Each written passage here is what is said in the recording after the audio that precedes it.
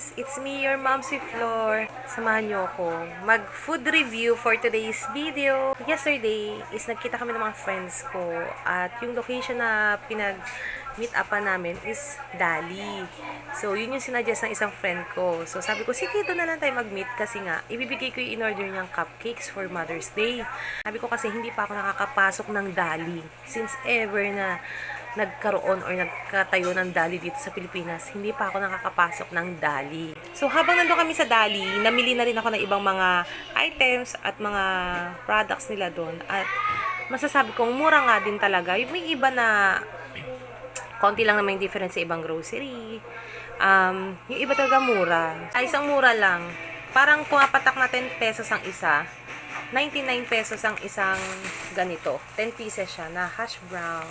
So, hindi ko pa talaga alam ang lasa ng hash brown kasi hindi pa nga ako nakakatikim ng hash brown. Hindi ko alam kung noon nakatikim na ako pero hindi ko lang alam na hash brown yun. Pero tingin ko hindi pa kasi ngayon lang naman ako makakakain ng ganito yung forma ng pagkain na to. Ganun. So, ayan na guys. Nagluto ako ng hash brown. So, tikman natin. Ang alam ko is potato daw to. Potato nga. So, hindi pa nga ako nakakatikim na ganito guys. Pero syempre nakatikim na tayo ng patatas, diba? Ayan.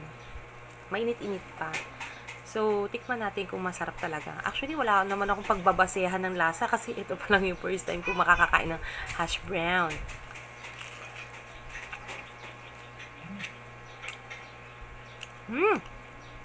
Hap! May ano siya, oh.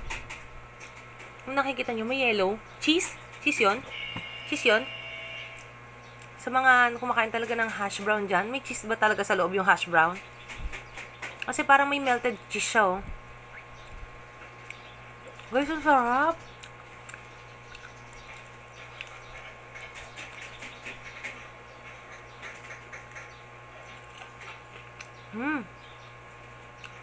Guys, ang sarap. Ang sarap pala ng hash brown. Para siyang french fries na mas pinakapal na pinakrispy. Ang sarap niya, ang crispy. Crispy. Alam nyo guys, parang mas na-appreciate ko to kaysa sa french fries. Kasi, gusto ko yung ganito eh. Yung parang malaman. Kasi dati, ang gusto ko dun sa fries, ano eh, crispy siya, tas parang malambot inside. Yun gusto ko kasi. Eh ngayon parang medyo, di ko alam kung ako lang ha, parang nabago na kasi. Parang nabago yung texture niya. So parang hindi ko na siya masyado na-appreciate. Pero ito guys, ang bot. Hap. Hap ha. Tingin ko, mas masarap to kung may mga, ano pa ako, ketchup, mayo. Kaya lang wala eh. Biglaan ko lang niluto. Para tikman.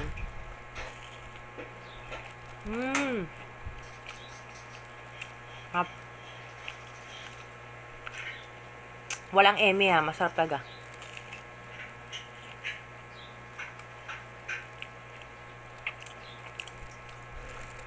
Alam mo di ba kung saan Dali pa ako nakabili? Sa Bukawi. Kasi sa Bukawi pa ako nag-deliver. So, may malapit sa aming Dali doon sa dati naming tinitirhan.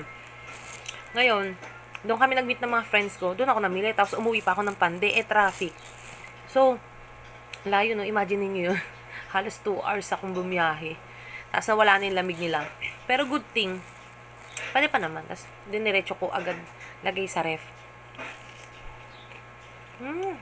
Sarap niya.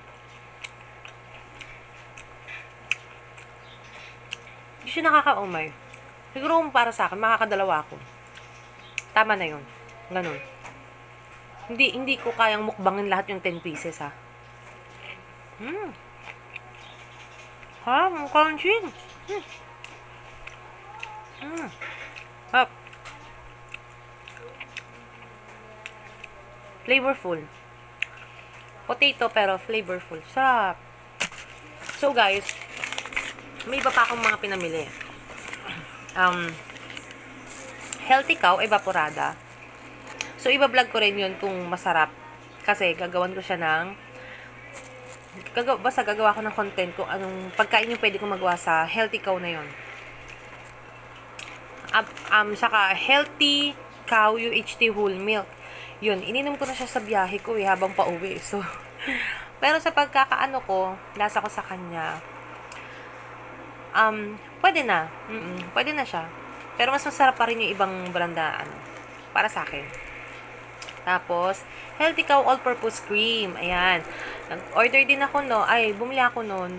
Gagawin ko naman is, mag-ice cream tayo, guys. Dapat nga, nagbili rin pala ako ng Healthy Cow na condensed milk para talagang, pag pinagsama ko at nag-bake ako, gumawa ko ng ice cream, matitikman ko talaga yung pagkakaiba ng ibang cream na brand dito sa binili ko sa Dali.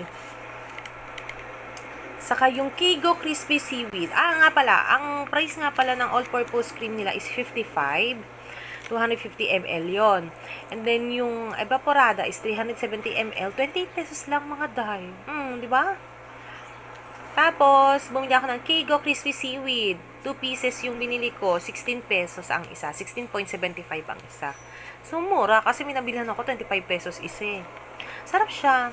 Same lang din ng mga nakakain ko before. Tapos, Baguio Canola Oil. 129. Dito ako na sa Crispy Potato Chips Original. Alam niyo yung Pringles na malaki na tag 88 yata or 99. Tagal ko na kasing hindi bumibili. Parang ganon yung price niya. Ewan ko lang kung tama ako. Correct me if I'm wrong. Open tayo sa ganyan. Yung crispy potato chips nila is 55 pesos. Asa na ba yun? Basta yung matangkad nila. Ayun. Kaya, sarap din, guys. Sarap. Kaya din yung pumantay sa level ng ng mga branded na chips, no? So, yung Ariel powder nila is 13.75 ang isa. Yung na yan yung twin. Next time, i-video ko ng merong mga picture item talaga, no? Kasi nakaligpit na, tinatamad na. Natamad na akong kunin, no? Para sa pa ba tong content? Wala lang. Yung hash brown lang talaga yung na-highlight ko dito, guys. Yung hash brown. Tapos, binanggit ko lang sa inyo tong iba. Yun lang. So, again, kita-kits tayo sa susunod ko palang video. Thank you, guys!